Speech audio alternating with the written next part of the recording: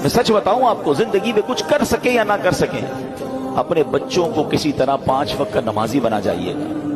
पहले तो खुद बनना पड़ेगा ना उसके लिए। वालिद वो बच्चा देखता है अब्बू रमजान में नमाजें पढ़ते हैं, उसके बाद तो मेरे वालिद भी जुम्मे की पढ़ ले तो बड़ी बात है, तो बच्चे को भी आप एक्चुअली हम अपने बच्चों को प्रैक्टिकली प्रैक्टिस करा रहे हैं कि बेटा नमाज तो जुम्मे की पढ़नी होती है, बाकी जरूरी नहीं है। तो आप सोचिए, हम खुद तो दीन से दूर कर रहे हैं, हमने घर में कौन सा माहौल बनाया है। वरना यकीन करें, खुश नसीब है वो वालिद है अगर उसकी औलाद नमाजी बन जाए ना।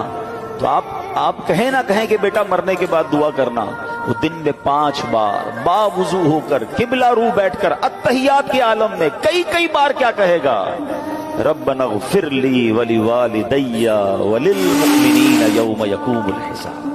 हाय हाय, और क्या चाहिए उस वालिद को कब्र में कि फजर हो तो उसका बेटा, उसकी बेटी, उसके बच्चे दुआ कर रहे हैं, अल्लाह मेरे माँ बाप को बख्श दे। ज़ोहर में दुआ कर रहे हैं, असर में दुआ कर रहे हैं।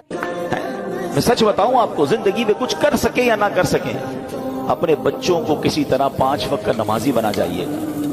पहले तो खुद बनना पड़ेगा ना उसके लिए। वालिद वो बच्चा देखता है अब्बू रमजान में नमाजें पढ़ते हैं, उसके बाद तो मेरे वालिद भी जुम्मे की पढ़ ले तो बड़ी बात है, तो बच्चे को भी आप एक्चुअली हम अपने बच्चों को प्रैक्टिकली प्रैक्टिस करा रहे हैं कि बेटा नमाज तो जुम्मे की पढ़नी होती है, बाकी जरूरी नहीं है। तो आप सोचिए, हम खुद तो दीन से दूर कर रहे हैं, हमने घर में कौन सा माहौल बनाया है। वरना यकीन करें, खुश नसीब है वो वालिद है अगर उसकी औलाद नमाजी बन जाए ना।